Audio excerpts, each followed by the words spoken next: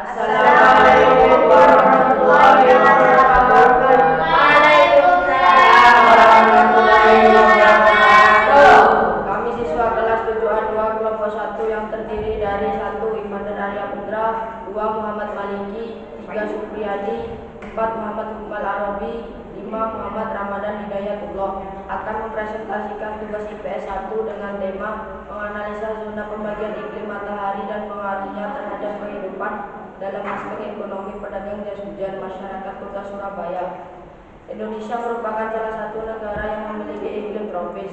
Iklim tropis di Indonesia dipengaruhi oleh 3 jenis iklim, yakni iklim laut, iklim panas, dan iklim musim. Berikut adalah penjelasan mengenai iklim dan klasifikasinya. Apa yang dimaksud dengan iklim? Pengertian iklim menurut para ahli. 1. Karta Samudra 2012. Pengertian iklim yang pertama menurut Karta Samudra, iklim adalah rata-rata keadaan cuaca dalam jangka waktu yang cukup lama yang sifatnya tetap. 2. Gibbs 2009. Iklim merupakan peluang statistik berbagai keadaan atmosfer antara lain suhu, tekanan angin, dan kelembapan yang terjadi di suatu daerah selama kurun waktu yang panjang. Pembagian iklim matahari. 1. Iklim tropis. Sebuah wilayah disebut memiliki iklim tropis ketika daerah tersebut memiliki suhu rata-rata di atas 18 derajat Celcius, 64 derajat Fahrenheit, dengan curah hujan cukup tinggi. Di wilayah tropis, matahari akan mencapai titik tepat di atas kepala paling tidak sekali sepanjang tahun. Dan pada daerah tersebut hanya terdapat 2 macam musim, yaitu penghujan serta kemarau. Berdasarkan pada pembagian garis lintang, wilayah yang termasuk beriklim tropis adalah wilayah yang terletak pada garis lintang 23,5 lintang utara, 23,5 lintang selatan. Adapun wilayah yang memiliki iklim tropis diantaranya Brazil, Afrika Tengah, Indonesia, dan Australia. 2. Iklim subtropis. Wilayah yang memiliki subtropis terletak di antara lintang 33,5 lintang utara, 35 lintang utara, dan 23,5 lintang selatan, 35 lintang selatan. Daerah beriklim subtropis mempunyai 4 musim, yaitu musim semi, panas, gugur, dan musim dingin. Adapun wilayah yang memiliki iklim subtropis diantaranya meliputi sebagian besar wilayah Eropa, kawasan Asia Tengah, Asia Timur, Asia Barat, sebelah utara Amerika Serikat, Afrika Utara, dan Afrika Selatan. 3. Iklim sedang. Iklim sedang atau hangat sendiri berada di wilayah dengan garis lintang 35,66 lintang utara dan 35 lintang selatan, dan 66,5 lintang selatan yang membentang antara tropis dan daerah ujung bumi. Iklim dingin. Iklim dingin di bumi sendiri terdapat di wilayah kutub. Daerah iklim kutub ditandai dengan kurangnya musim panas. Wilayahnya sendiri mencukupi dari 20% bagian bumi. Sebagai besar wilayah ini jauh daerah garis khatulistiwa bagian kiri memiliki musim dingin sangat panjang dan musim panas sangat singkat. Selalu tertutup salju dan es sepanjang tahun. Suhu terendah yang pernah tercatat terjadi antara dan di angka 88 Celcius. Berikut gambaran pembagian iklim matahari.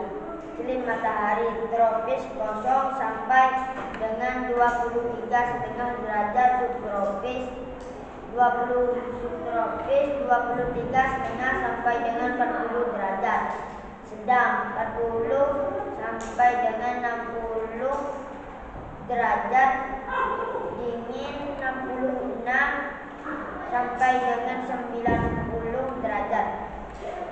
Peta Indonesia, letak astronomis Indonesia. Indonesia adalah kepulauan terbesar di dunia dengan jumlah pulau mencapai 13.466, luas daratan 1.922.570 persegi, dan luas perairan 3.257.483 km persegi. Terletak di antara 965 derajat bujur timur, 141 bujur timur, dan antara 6 lintang utara, 11 derajat lintang selatan. Letak Indonesia yang dilalui garis khatulistiwa membuat memiliki iklim tropis. Hal ini karena Indonesia dilalui oleh angin muson barat dan angin muson timur. Beberapa keunggulan dari iklim tropis adalah adanya hujan yang cukup, kondisi suhu yang normal, tidak terlalu panas dan tidak terlalu dingin, adanya musim hujan dan kemarau. Kota Surabaya adalah ibu kota Provinsi Jawa Timur Indonesia, sekaligus kota metropolitan terbesar di provinsi tersebut. Surabaya merupakan kota terbesar kedua di Indonesia setelah Jakarta. Kota ini terletak 796 km sebelah timur Jakarta atau 415 km sebelah barat Laut Denpasar, Bali. Surabaya terletak di pantai utara Pulau Jawa bagian timur dan berhadapan dengan Selat Madura serta Laut Jawa. Wilayah kota Surabaya di sebelah utara dan timur berbatasan dengan Selat Madura, sedangkan sebelah barat berbatasan dengan Kabupaten Gresik dan sebelah selatan berbatasan dengan Kabupaten Sidoarjo. Luas wilayah kota Surabaya 274,6 km persegi yang terbagi menjadi 31 kecamatan dan 163 desa. Sebagai kota metropolitan, Surabaya menjadi pusat kegiatan perekonomian di daerah Jawa Timur dan sekitarnya.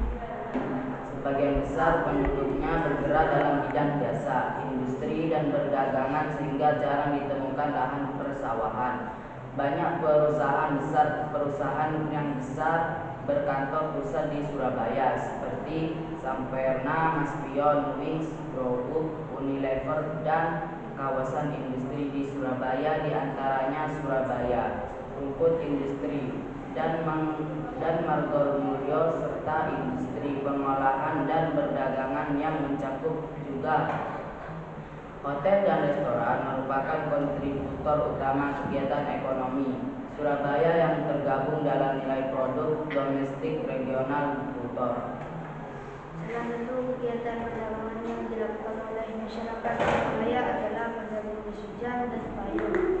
Jenis barang perdagangan ini banyak diberikan di seluruh kota Surabaya.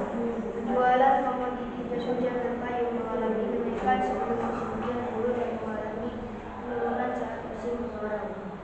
Akibatnya saat musim kemarau tidak akan mengalami penurunan omset dan penghasilan tidak mengalami penurunan. Tentunya para pedagang jas hujan dan payung harus bisa mengantisipasinya dengan menjual barang lain selain jas hujan dan payung, sehingga hal ini tidak akan berdampak pada penghasilan. Dari hasil analisa lembaga iklim matahari dapat kami tarik kesimpulan bahwa 1. Berdasarkan peta astronomis, Indonesia memiliki iklim tropis. 2. Wilayah yang memiliki iklim tropis mempunyai 2 musim, yaitu musim hujan dan musim kemarau. 3. Implikasi iklim tropis kegiatan ekonomi masyarakat kota Surabaya saat musim kemarau. Penjualan jas hujan dan payung mengalami penurunan sehingga mengurangi omset penjualan dan penghasilan. 4. Untuk mengatasi kerugian masyarakat perlu menambahkan barang dagangan selain jas hujan dan payung, sehingga tetap punya penghasilan saat musim kemarau. Demikian yang dapat kami sampaikan. Semoga apa yang disampaikan bisa menambah wawasan serta pengetahuan bagi kita semua. Atas perhatiannya disampaikan. Terima kasih. Wassalamualaikum warahmatullahi wabarakatuh.